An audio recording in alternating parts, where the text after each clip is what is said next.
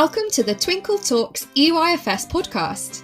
Working in the early years is busy, funny, messy, and exhausting.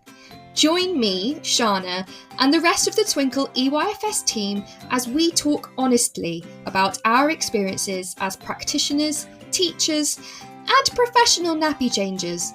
Whether you're listening to increase your CPD hours or catching up on our antics whilst driving home from work, Twinkl EYFS will share everything you need to know about all things early years.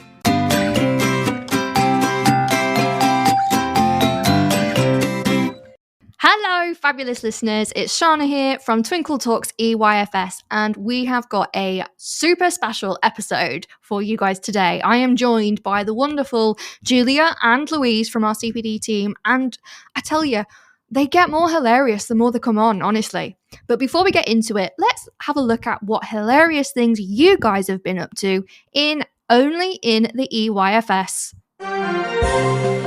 This week in Only in the EYFS. We've received breaking news from a 5-year-old in Lisa Smith's class. You won't believe what I've just been through, they stated. Well, you've just come out of the toilet, little one. I think we can guess what's come out of you.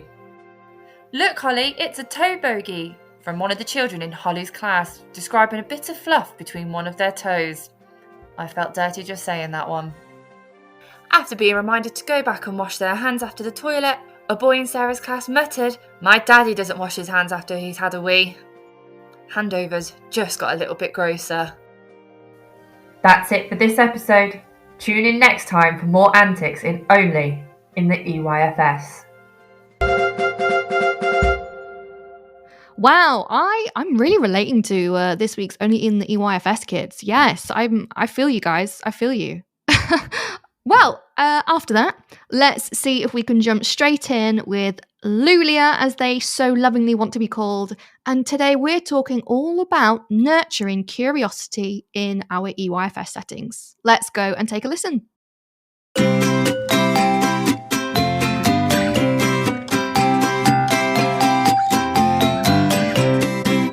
Hi, welcome back, Lulia. That's Julia and Louise from our wonderful CPD team here at Twinkl. It's been so long, guys. How has the beginning of 2023 been for you? Oh, very exciting. That was terrible. That was not convincing at all.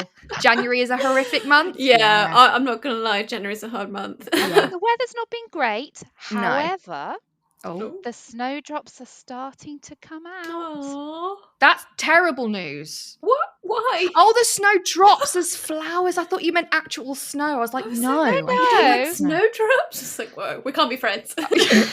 It's the sign of hope of spring coming. That's fine. Look, I love a snowdrop. This is great. Positive energy. I love it. Catkins are out. The what now? Oh, no. Pussy Willow is out. And Be careful what you say. This is a family podcast.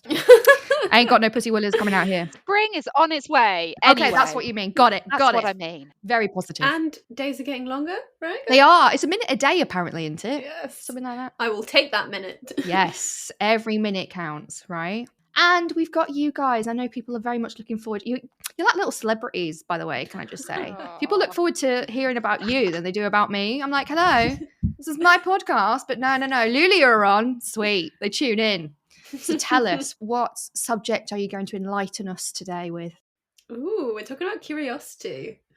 We're curious about being curious. That was a terrible joke. But I've heard this saying or this phrase about curiosity a lot, and I'm not really, I wanted to explore it because I'm not sure I'm really caught up on what it actually means. So in terms of, let's get stuck in, what does it mean? So before we start, we should approach the elephant in the room, which is there is something called the curiosity approach. Right, that's what I've heard. Yeah, so that is a program, but it's based on developing and nurturing children's curiosity. So we've done some work on curiosity in general and how to help encourage and nurture that curiosity. So it's not the same thing, but they're based on the same kind of ideas and what you want children to develop, because we want very curious children, because curiosity is basically all about having a strong desire to know more and explore. So that's what curiosity is. Lovely. So there is a curiosity approach. That's not what we're talking about, but we're talking about where that came from and other things to do with that root idea. Yes? Did I get it Yes, right? exactly. Yes. Honestly, I've been practicing that in my head, like, don't want to say the wrong thing. Okay, cool. So I suppose it's a pretty obvious question, but I'm going to say it anyway. Why is curiosity in early years so important? Children's curiosity is so important for their own development and their own learning. So we always base things on children's interests, and their interest comes from their curiosity about things. For example, dinosaurs. They're so curious about dinosaurs. That what they look like, all their different names. I mean, their curiosity is the thing pushing their interests, and that is what helps them to explore and learn about the world around them and so many different subjects. So curiosity is so important. And it's important how we help support that curiosity and we help nurture it. I love it. I love it. It sounds really simple when you say it, but I suppose it's natural. That's why I don't think about it, I guess, because like you say, in early years, it's a very natural thing. We're constantly asking our children to be curious, aren't we? Like, what do you think this is? How do you think this is going to work? Like, it's just something that we do quite naturally anyway, isn't it?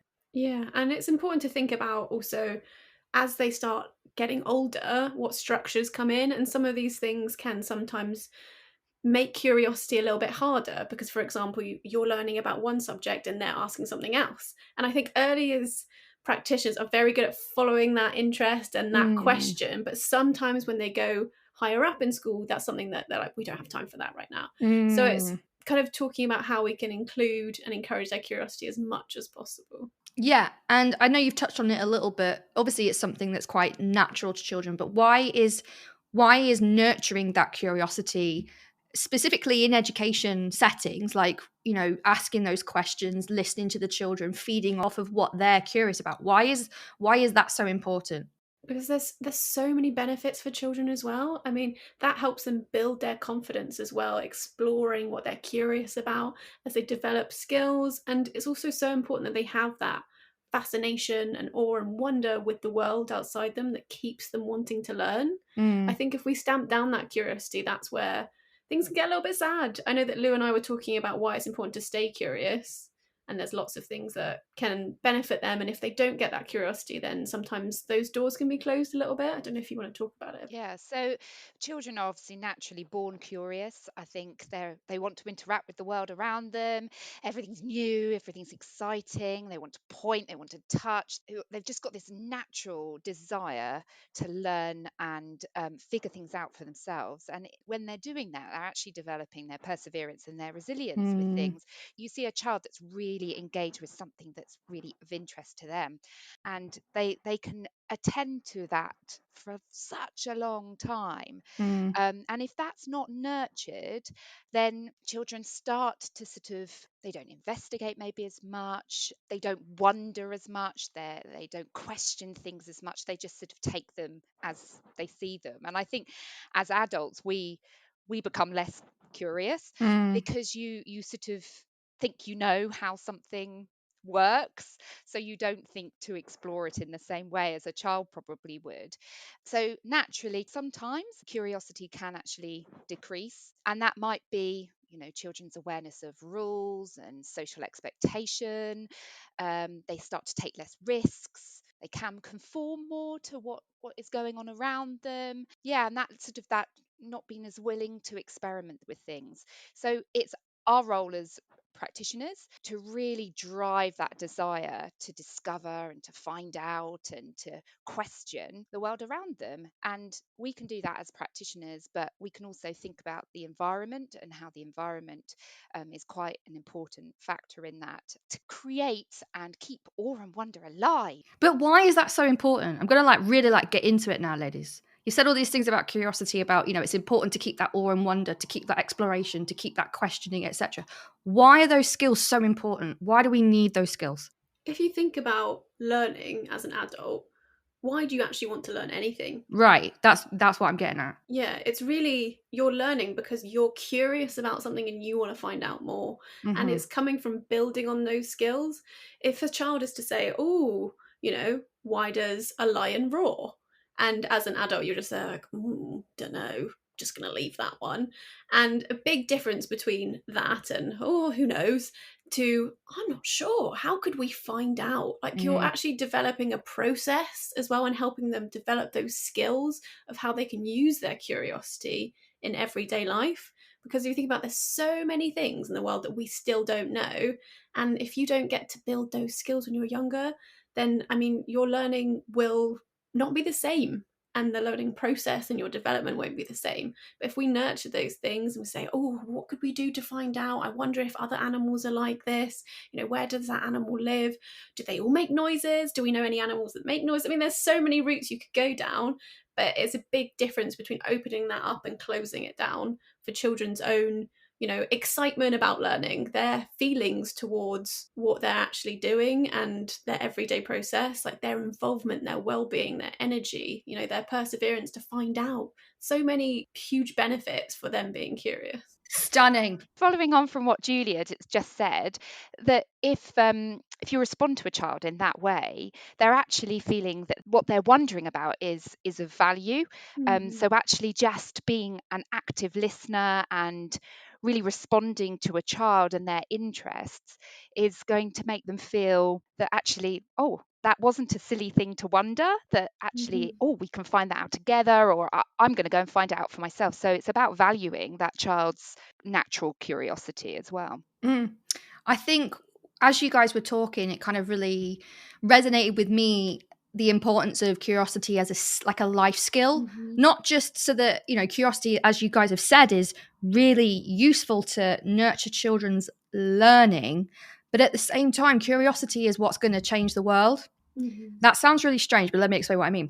The reason we're in classrooms, the reason that we are teachers is because we are nurturing the next generation, right? And there are things that are going on in this world that need to be improved. For example, we've got the cost of living crisis, we've got climate change, we've got, you know, all sorts of conflicts going on in different countries, etc., etc.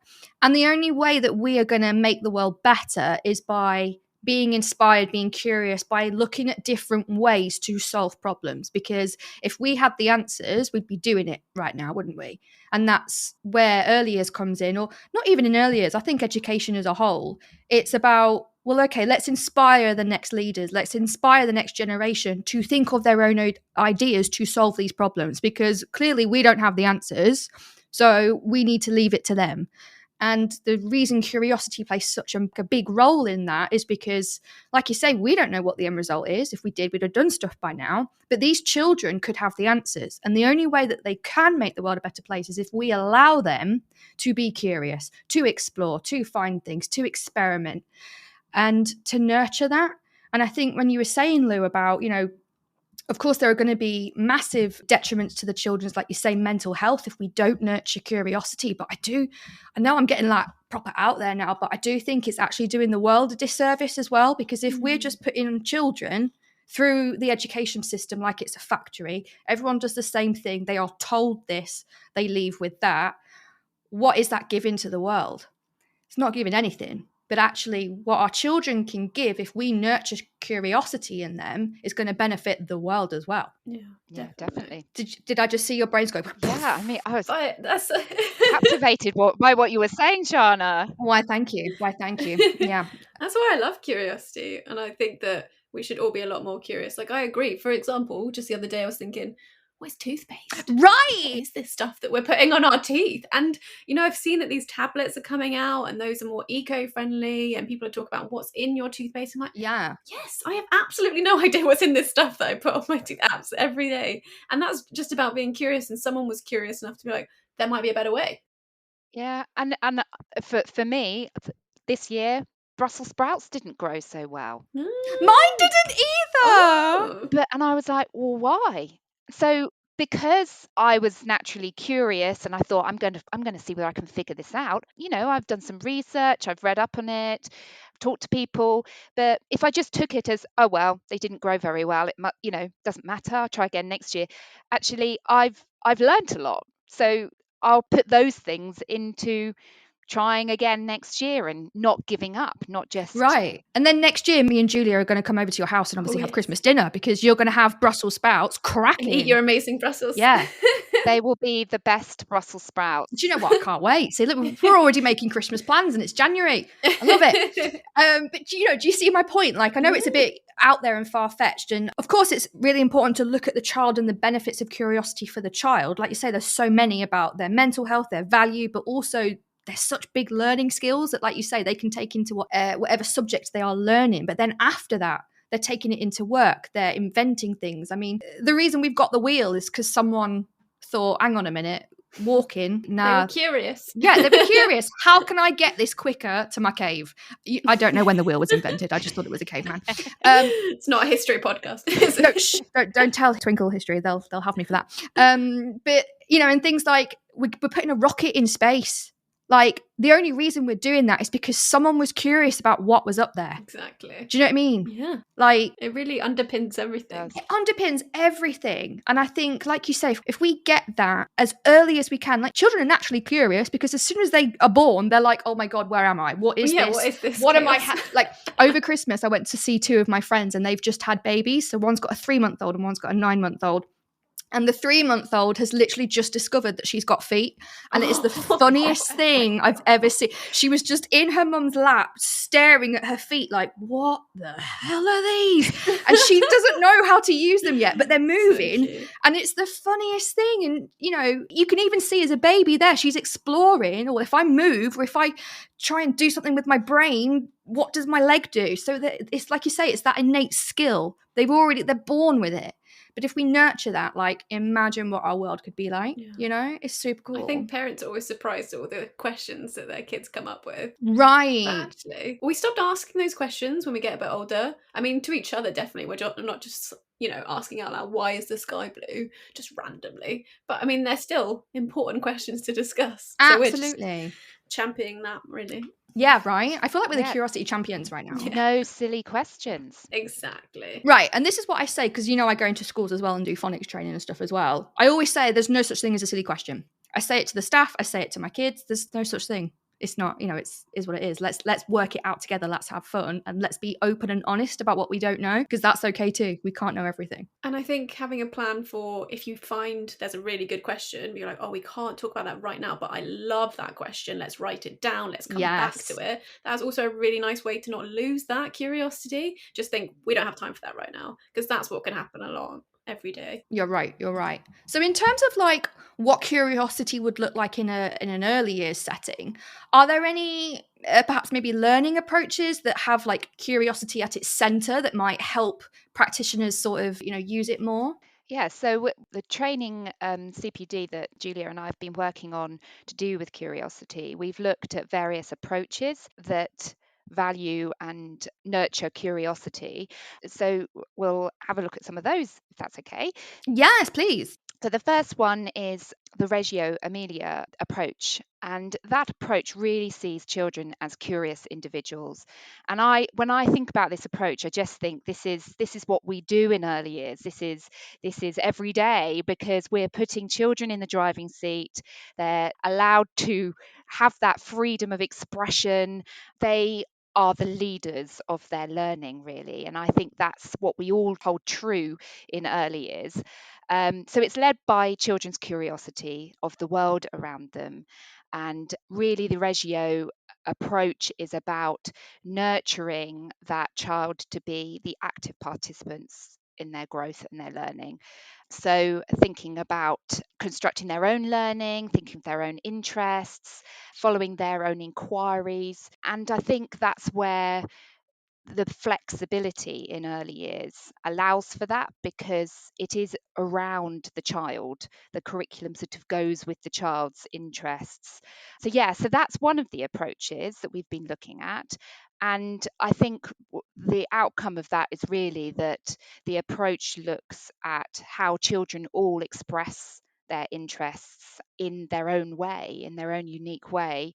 So it might be through dance or drama or spoken word, or through just how they're interacting with something. So the Reggio Emilia approach talks about children demonstrating their curiosity in 100 languages, which is about the expression of how children it would express their curiosity. I love that. 100 languages. And that's like not literal languages, is it? It's like you say, the language of dance, the language of movement, the language of how you express it. I love it. Love it. Such a great quote. So that's one of the approaches. And I think Julia's now going to talk about the Montessori approach.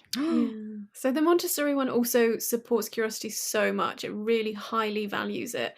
And a lot of their work is, since it's child-led, and child-centered. Again, it's around the child, what they're interested in, and following them and encouraging them to explore their interests and really be led by their curiosity. And they prioritize a lifelong love of learning, which is what we were talking about. It's not just for early years, it's for life. We all want to be a learner for a long time, and we never want that to disappear. And that's something in early years we really, really want to support. And one of the things which I think is really nice is they want children to be comfortable with saying, I don't know. Because I think that gets a bit difficult at some point, because you're expected to know a lot of things, especially something you've been taught. And it's just kind of like, sometimes we're expecting children to have an answer for everything. And it's just really nice to just feel comfortable saying, I don't know, and exploring that. And exploring it together. It doesn't have to be like, well, you go find out. It can be a journey that you can go on together or as a group. And that can be really nice and very memorable as well when you explore something with other people and you're curious with others as well. So that's really nice. Thinking of it as an overall learning process. And having the time as well. Yeah. Having the time to explore it, I think, is really, really important. It's bringing back, when you were saying, the I don't know thing. I was just, as soon as you said that, I was thinking back to like my nursery and reception classes. And you could see, even from a young age, 3 years old, if you asked them a question and they didn't know the answer, you could see on their face, oh my gosh, I don't know the answer. I'm in trouble. Mm-hmm. And I was like, it's okay. You can tell me if you don't know. It's okay. So they learned that very, very, very young. I remember spending a lot of my time as a teacher saying, it's okay if you don't know, just tell me and then I can help you. I don't expect you to know all the answers. So that must be a cultural thing or something that just happens to us as children that we're supposed to know. Yeah, a lot of the adults, not necessarily early years practitioners, because we know, we've studied it a lot and we really love this sort of kind of process of curiosity. But maybe other adults, I think when they're not sure what to ask children, they almost want to ask them a question that they will know the answer to make them feel good. Like, what is this shape? Like kind of simple response ones. So it's not an open question. And after a while, children get used to, oh, I should really know the answer, actually, and start to feel a bit anxious or worried that they don't. And yeah, that is really difficult, and it's something to address. And what's really nice to do is to demonstrate that we don't know everything. Absolutely. I think that's so important, because maybe a lot of adults don't model that. And it's so important to say, I don't know the answer to this. How could I find out more? Or it's okay that I don't know, but I wonder what I could do next. And that's just really, really important, because you don't see it that often. No. I mean, in society, like politics, everyone pretends they know everything. Oh, yes. On social media, especially. Exactly. So it's not modelled. A lot of people saying, I was wrong, or I don't know, those sort of things. So it's really important for us to do that. Yeah, definitely. And I think that also brings up another point about why curiosity is so important, because again, it's not sometimes always about the end result, about what you get out of it. It's that process, because there are going to be things in life that children come across that they do not know. I mean, we do it every day. To be honest, guys, I haven't got a clue what I'm doing today, all right? But we're rolling with it. And look at this amazing conversation that we're having. It's having that curiosity. It's being open and actually teaching children not how to be curious, but how to nurture that and how to follow it through. Being like, right, okay, so I'm curious about this. What am I going to do about it? Yeah. Am I going to go and find it out, or am I going to leave it? Am I going to go and ask someone? Am I going to go and experiment myself? Am I going to seek something out that shows me? Am I going to do, X, Y, Z? So it's like you say, even though the skill of being curious is innate, we as practitioners as well have that responsibility of teaching them how to nurture that and how to... Having a little toolkit, isn't it? Yeah. Oh, I love it. A curiosity toolkit. I like it. Yeah. And giving them those tools, because then that also makes them independent learners as well, Exactly. which is what we're supposed to be doing anyway. And then when they get, become adults, they're going to be, really well equipped for whatever job, whatever life path they take, right? Definitely. I'm getting well into this, guys. I'm liking this conversation. I'm loving it. Glad. We get deep. So we've got all these ideas. We understand why it's important, and I'm feeling really inspired now. Yay. So I know, right? Go, you guys. Inspiration. Woohoo! What could I do in the classroom? What can I do in my setting in terms of my interactions or the resources or the environment that I make for my children? What can I do to nurture that curiosity? Yeah, the environment is so, so important. And as we probably have heard before, it's the third teacher in a way. And it's something to reflect on regularly. And I think that even if you look at it yourself and you don't feel that inspired, it's a sign to really think, okay, what can I do to really help encourage children's own curiosity? So thinking about their interests, building on those and using resources to help that, and also introduce new things. Because, I mean, sometimes you're curious about things, but you've only seen a small amount in your life. So there might be lots of other things that you'll be curious about, but you need to introduce them a little bit and let them explore that themselves. So think about what open-ended resources there are, and also, are there places for collaborative learning or investigation? And how often do you rotate resources? How do you arrange them? Is it kind of, because sometimes we can get a little bit stuck, and that's so normal because the job is really, really hard. Mm-hmm. And it's just something to, sometimes it can be nice to really come together as a team and really discuss, what is it? Have we always just had this one set of resources in this one place? What can we do here to really inspire children and change that up? And so I think regularly reflecting is really, really important. And also how you use natural materials, because sometimes a lot of colour can be overstimulating for children. And so just like paring that back so that children have a calming environment to focus on their curiosity. Because if there's lots going on, sometimes it's hard to then hone in on what they're really interested in. So that can be nice. And also hands-on exploration, like lots of things that they can really get involved in. Think about how children use certain resources. Are they using it all in the same way, or are there lots of ways to use those resources? So we talk about affordances a little bit with loose parts, and that was all about, if you've got one thing such as a stick, it can be so many different things. So try and think about, how can this resource be used? Is it always, a car? Is it always the same? Or have we got different kind of resources they can use in lots of different ways?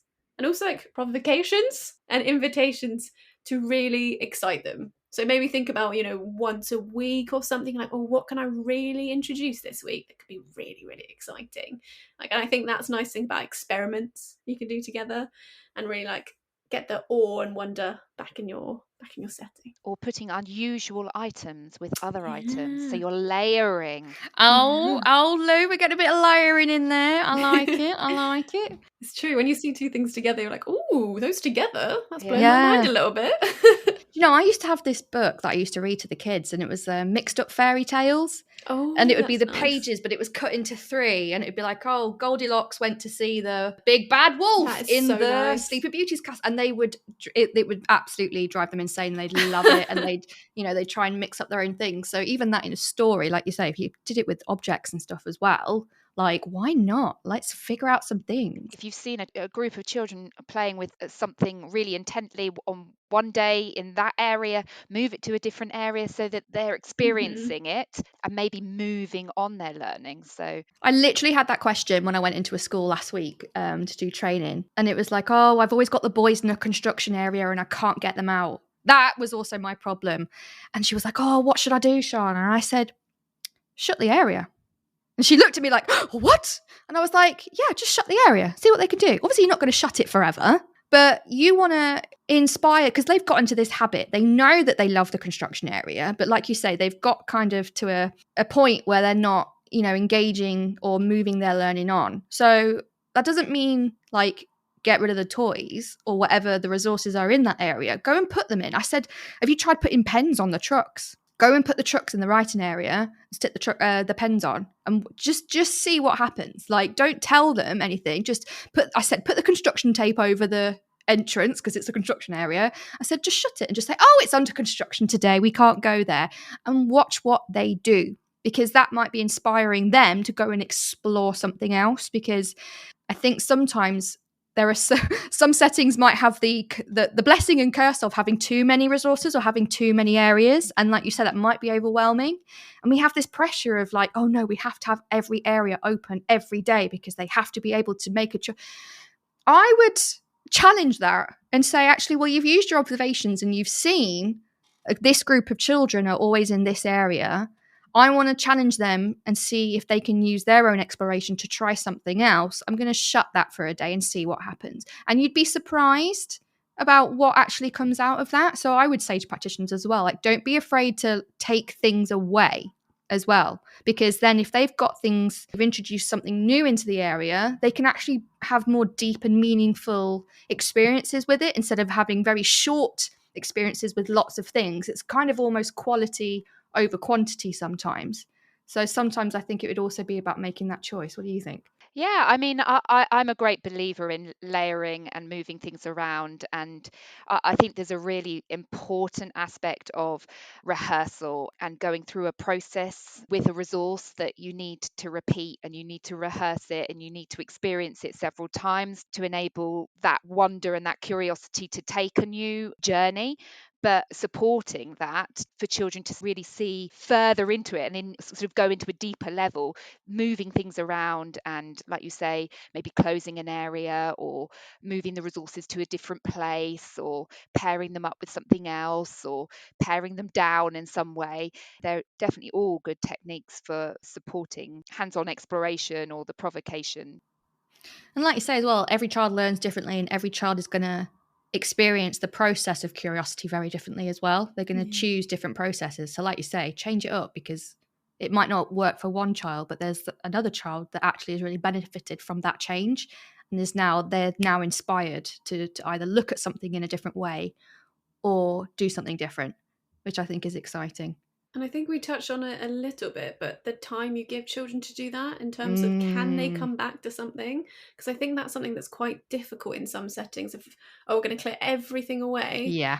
But sometimes, you're only just getting going and what you're exploring and just thinking about how you could come back to things and how you can have kind of longer term projects that children can kind of get into. Yeah, I think that's one of the challenges, isn't it? I think I definitely relate to that, because if I had my own way, I would have child initiated learning the whole day.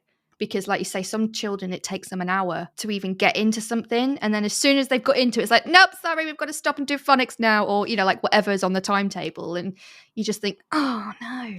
So sometimes, yeah, time is a bit of a challenge. And having areas of this is still under construction or coming back to, like if you're thinking about block play, you don't want to clear that away, every time when it gets to the end of the day or something. They might be just getting into having it set up in the way that they want to, or they're thinking a process through. So having it available in just the place where they've left it, and that's okay to leave it out and have it for the next day rather than clearing all the blocks away and then they've got to restart the whole process again. So leaving things out and leaving things open for continuation of play is really valuable. And I think that's the challenge, isn't it? Making sure that your environment is set up to enable that, to have things that don't have to be tidied away. Yeah, I think it's a bit of a challenge, because I was thinking about in a setting that I worked in as well, when we had morning and afternoon in the nursery. Yeah. Actually, how lovely would it be to inspire the afternoon nursery or the morning nursery by what they've done? Be like, ooh, because they've never met those other children. Yeah. And they always found that a very exciting possibility, that there's other children when they saw their pegs, Yeah. Like, I'm sharing a peg with someone. They're with their little minds. They're like, I thought this was my peg. And then so to come and imagine, they've constructed a zoo or something. I mean, that's inspiring to them as well. I'm like, wow. And then adding to it, and then the children coming back, it can be a process. I think the reality is, I remember cleaners being very annoyed. Being like, this needs to be tidy because I can't hoover. And you're like, yeah, but please, just one more day. Yeah, I mean, it's lovely, isn't it? I keep thinking, like, it feels very backwards to say that, doesn't it? Like, leave it out. Even my I'm like, oh my God, but no, I'll get in trouble. Tidy up time. Yeah, no, we must tidy up. But you're so right. I mean, if you think about it as well, like when you're at work and you're given a project or something, you don't know all the answers. You don't complete the project in a day, right? You'll do a bit, you'll go away, you'll have dinner, you'll sleep on it, you'll come back to the next day and you'll feel refreshed and you'll have different ideas.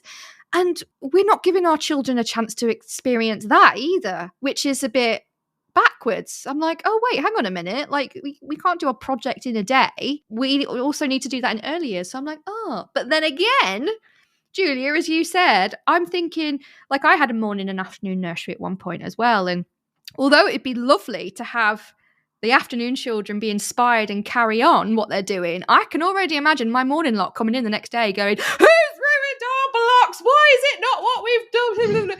And like, do you know what I mean? Like, there's so many things you have to juggle. But that's a fun conversation to have. Is it? Do you want to do it for me? Because I already know the children that are going to be on me. Oh, I know, but this is about collaboration now. Okay, you've inspired other children, and what's really exciting is you don't know what they're going to do next. It is so much fun when you work together, because when you work alone, you know what you're doing and nothing's going to change. I mean, isn't that all about going to earlier settings? It's like, oh, other people are touching toys that I thought were mine. Right. It's like their little world has just opened up, and that's exactly what that is about. I think that's just such a fun conversation to have, and to demonstrate, this is my piece of paper. So does that mean that Miss Shana can't touch it ever? Yes. Like we work together, but she can't touch my paper because it's mine. Is that the best way to move forward?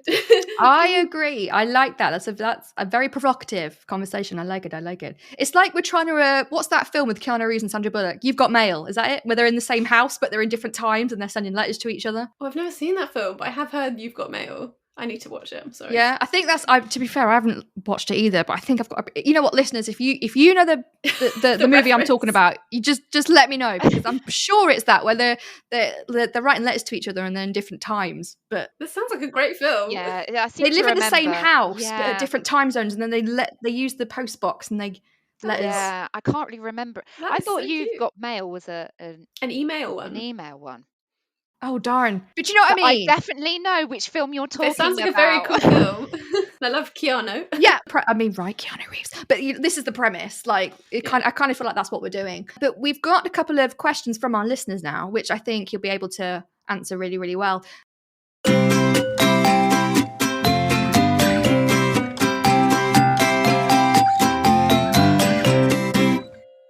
The first one is, what happens if we've got children who perhaps struggle with being curious? Or, for example, you might have children who have a form of autism, and that imagination aspect, that process is really difficult. How do we support children being curious in that way? So I think one of the key things is thinking about how the role of the practitioner can support developing curiosity with children. So I would suggest being a curious play partner.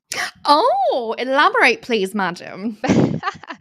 Thinking about your own curiosities and taking time to explore them alongside children, or seeing what somebody's doing or what they're interacting with, and then taking it in a curious way of some kind. So if, say, they're fascinated with wheels or cars, thinking about introducing something that you can model some curiosity type play. Maybe it's developing some kind of ramps into your vehicle area just to explore how the cars move, and maybe placing material over the ramps.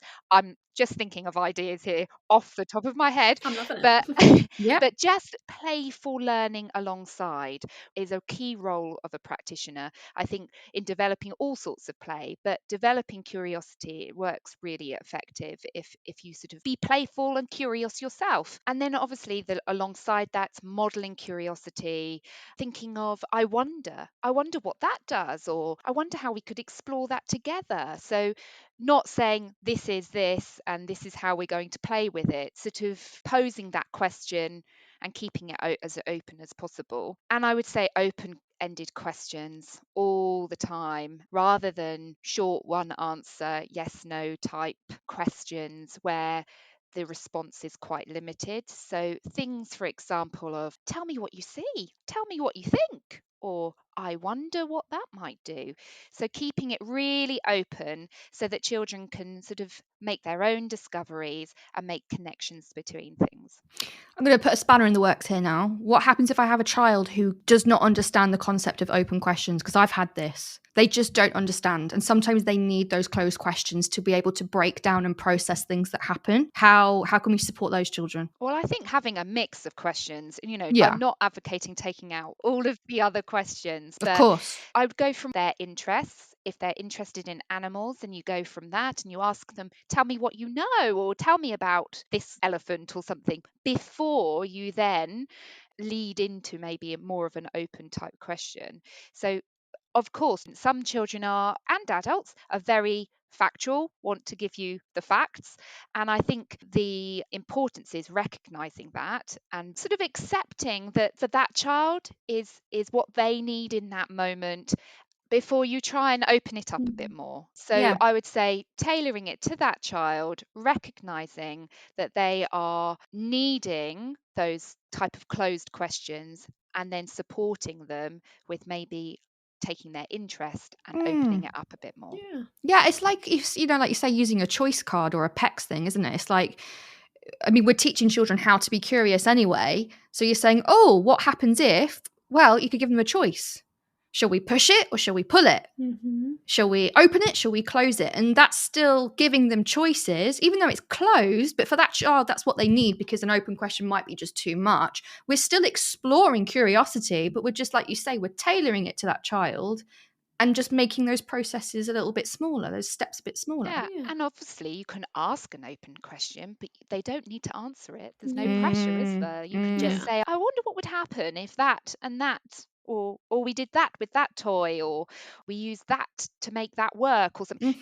You're not requiring them to answer, you're just wondering. And then you could always model exploring that. And that's the first start, isn't it? That's becoming your curious play partner and collaboration and co-construction with children. Perfect. Love it. Love it. Thank you. This is a good question. Technology. Do you think the amount of technology that children have access to at this stage is a hindrance to curiosity? And I get where this is coming from here. So, for example, I don't know about what you just said. Let's go and find out together. Child responds, yeah, let's Google it. Alexa, do you think technology is a hindrance to curiosity or a help? I think it kind of depends on the context sometimes. Like if you say that's the end of that, we Googled it, because I think that the internet can be a really interesting place to explore more. And that's how a lot of adults find things out now. We're not going to the library so much. So saying that we don't find things out that way would be a bit of a lie, wouldn't it? Because we've all Googled a lot of things. Oh, yes. And it doesn't mean that it needs to stay on the computer or that that's the whole journey, but sometimes it can help you along the journey. And I think obviously we need to be mindful of how we're using technology in general, because we've all seen the situation where an iPad comes out and it's like fireflies, they're all stuck to it. So we can also model how we use technology and say, I'm not sure where to start. Where could I look? What books do we have on this topic? Do we have any? If we don't, where could we go? And see it as one of many options and not the only option. And then, how do we use that information? Can we then make an experiment to find out more? Can we do real life activities so it's not just on the computer? Or if you watch a video, can we recreate that? Will that be the same in real life for us? Do we have different things? So I think it can be helpful, but just it needs to be mindful of how you're using it. Yeah.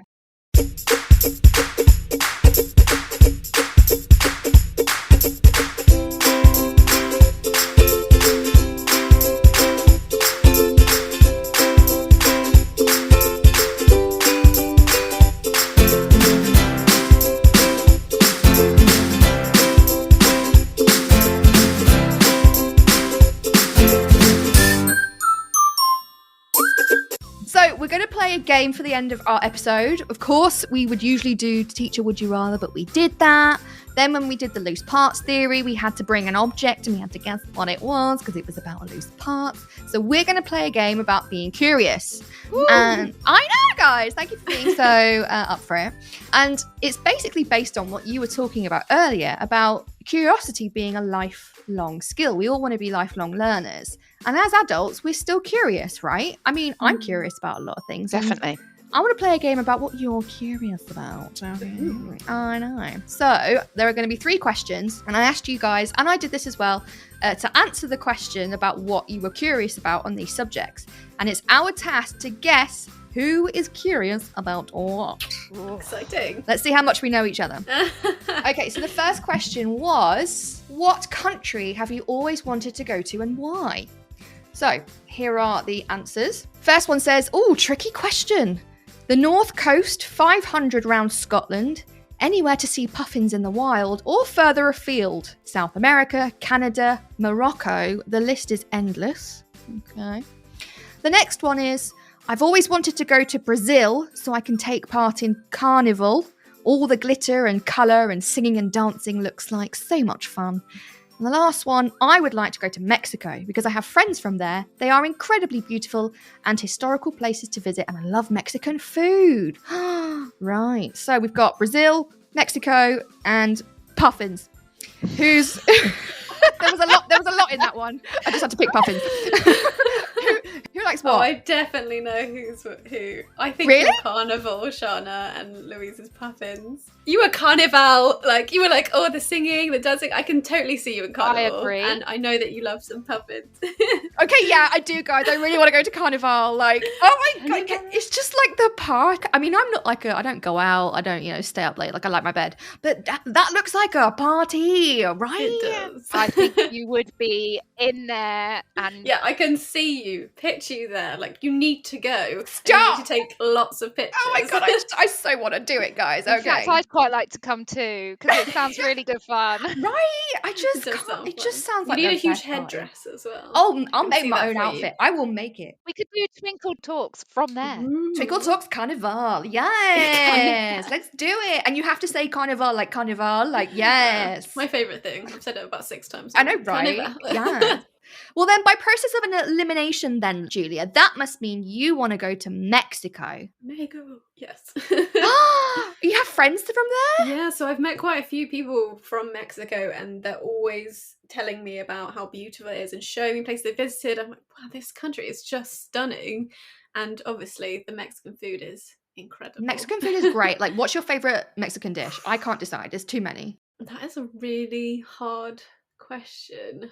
One of my friends made me something. It's really fascinating. It was like a special sauce that you could only get there, but it had something to do with like chocolate, and then she made it with chicken, and I just had no idea what was going on, but it was delicious. I'm gonna have to remember the name, but it was so good. Oh, I like it. I know every time they go, they bring stuff back. I'm like, oh, I have to try everything. But there is something that is so weird, and it's called clamato. Uh-huh. And I find it bizarre because it's basically like a drink with clams, and they put it in beer. And they made me try it, and I'm sorry, guys, I can't get involved with this one. Yeah, clams and beer. It's not something I'd put together, but It's pretty unusual. I was Okay. curious, and I tried it. But it wasn't my thing. Hey, got the buzzword in there. Well done. Okay, so Lou, tell us about the puffins. I'm really intrigued. I found that question really hard, and actually I obviously didn't read it very well because I don't think I put why.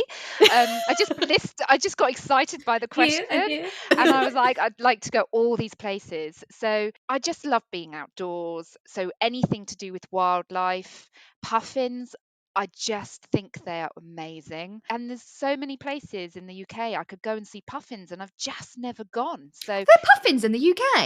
yeah, you can go and see them in Northumberland and off the coast of Devon. And I did not know that. yeah, so I really must. That needs to be an action You point must for do this that. year. Top of the list. Yeah. Think of all the Twinkl resources we could make about puffins. I know. Yeah, market research. You need to do this. You need to go. Okay. Yeah. all The right. company will We're pay. sending you. So that's puffins, but then I love turtles, and Mm. as a young person, I always wanted to go and help save the turtle eggs at hatching Oh. time. And then see them go into And the... yeah, Oh, because those videos make me cry every time when yeah, they release them back into I the ocean. know, and I just wanted to help, and I've never done that either. But it's not too late. On the I'm list. curious. It's never too Never late. too late, guys. Exactly. Let's nurture our curiosity and do these things. yes. Okay, great. So that brings me on actually quite nicely to the second question, which was, what profession have you always wanted to try and why? So the first one is, I've always wanted to be a farmer. I'm crazy about animals, and I've always wanted to have pet pigs, donkeys, ducks, and cows. The second one is anything in nature, wildlife explorer, or something to do with conservation.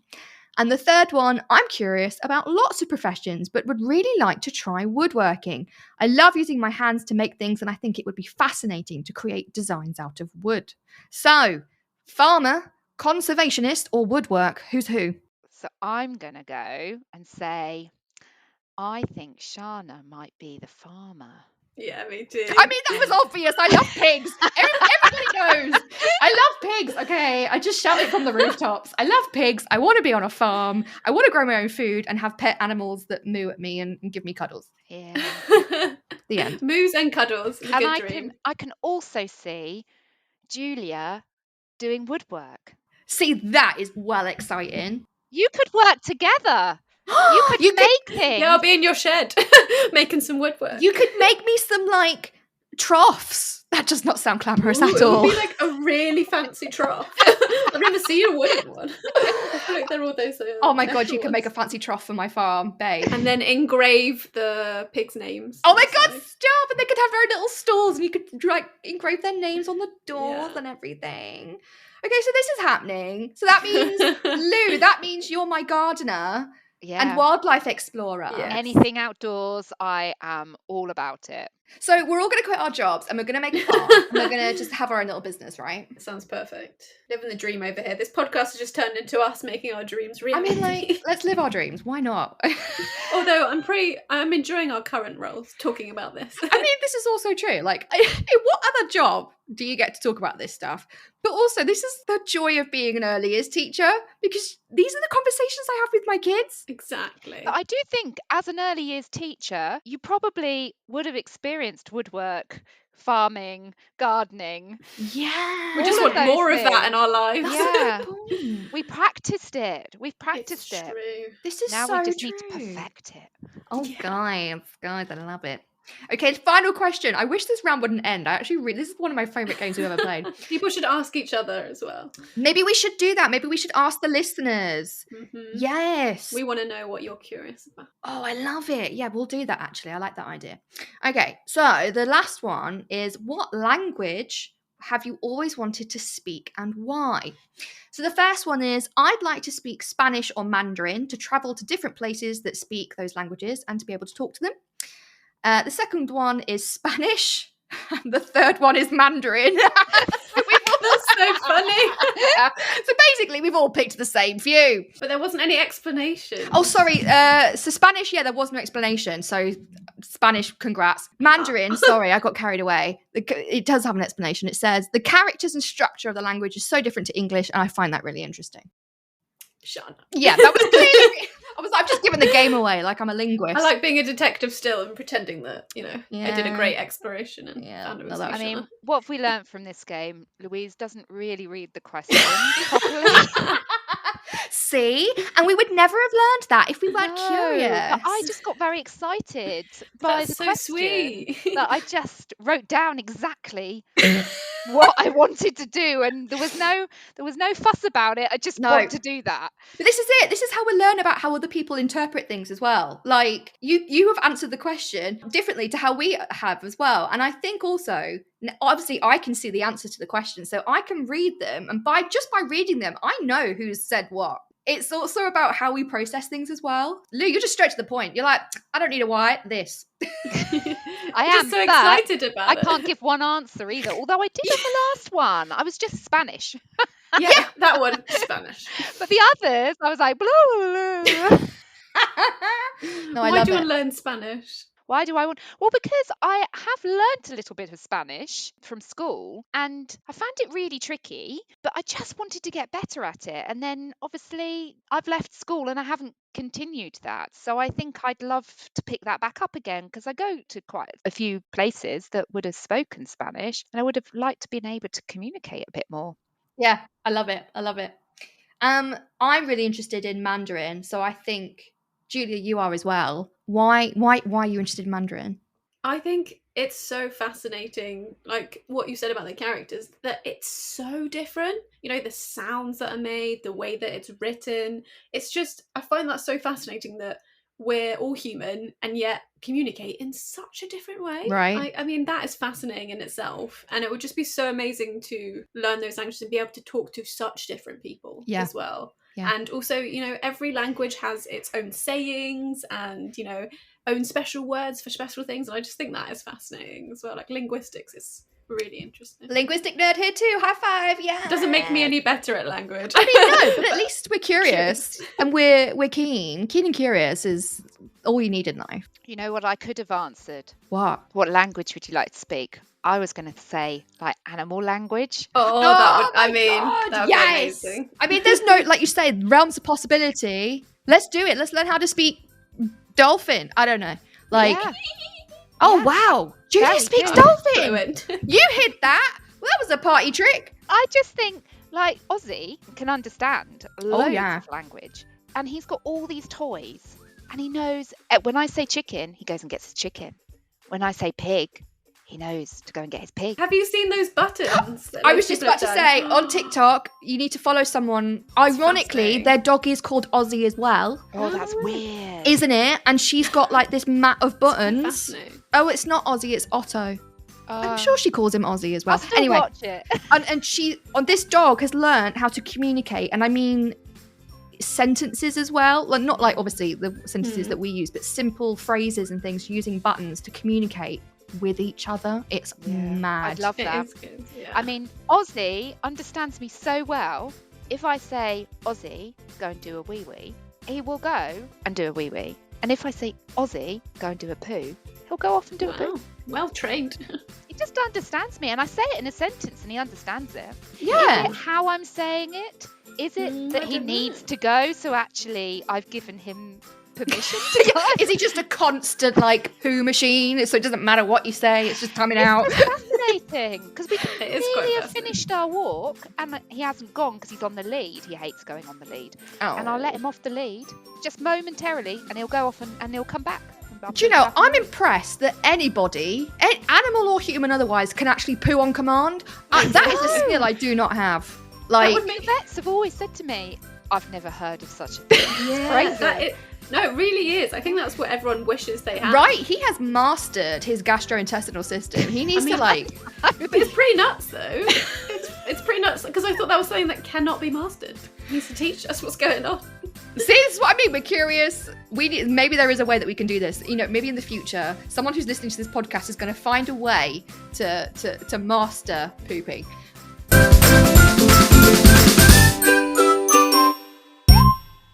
Well, that was a great end. I'm very impressed with how that this episode. You didn't think it was going to end that way, did you? I'll be honest. This is not where I thought we'd land, but I'm really proud that we did get here. It's been awesome. Thank you for coming. You girls are amazing as always. You are knowledgeable and hilarious, which is basically what this podcast is all about. And I look forward to further conversations. But I hope you have lovely days, and I'll see you next time, I'm sure. Thanks for having us, Thanks, Shana. Shana. Lots of love. Take care. Bye. Bye.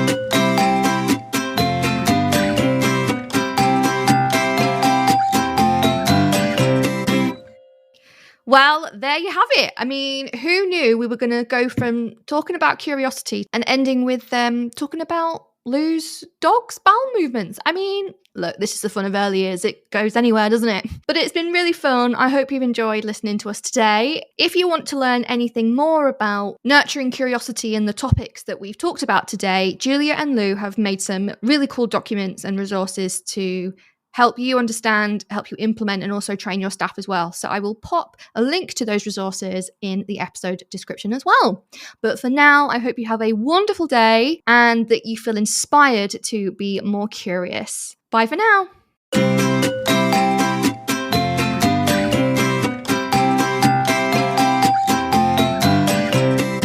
So that's it from today's episode. Thanks so much for listening, and I hope you really enjoyed it.